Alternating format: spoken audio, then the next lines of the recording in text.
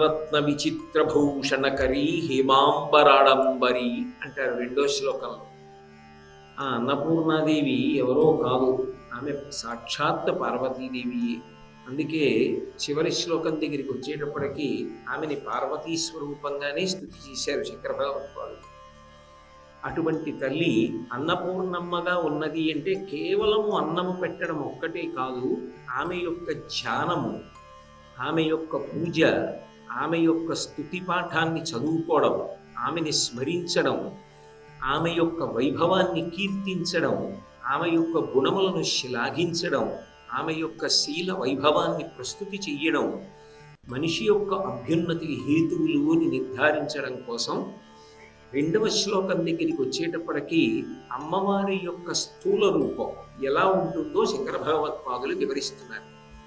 వారు కాశీపట్టణానికి వెళ్ళి అన్నపూర్ణమ్మ దర్శనం చేసుకున్నారు. శంకర భగవత్పాదులు ఒక్కసారి అమ్మవారి దర్శనం చేశారు అంటే అమ్మవారి యొక్క మూర్తి వైభవాన్నంతటినీ కూడా వర్ణించి మన కళ్ళకు కట్టినట్టుగా శోభస్కరంగా ఆవిష్కరిస్తున్నారు.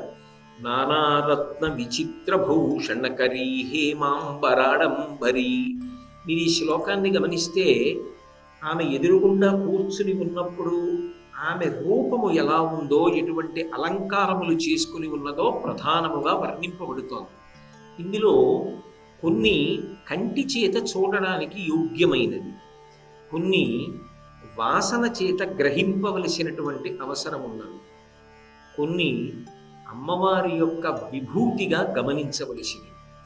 మూడిటిని కలిపి త్రివేణి సంగమంగా పీని ఈ శ్లోకాన్ని మనకు అందిస్తున్నారు.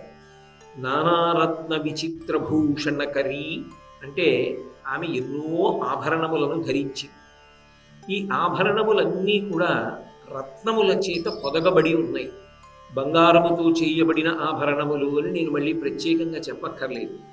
బంగారముతో చేయబడి రత్నములు పొదగబడినటువంటి ఆభరణములు, అవి కూడా ఏవో సామాన్యమైన రత్నములు కావు, అపూర్వమైనటువంటి రత్నములన్నీ కూడా అందులో పొదగబడి ఉన్నాయి. హేమాంబరాడంబరి, బంగారముతో చేయబడినటువంటి చీర కట్టుకుని ఉంది ఆవిడ.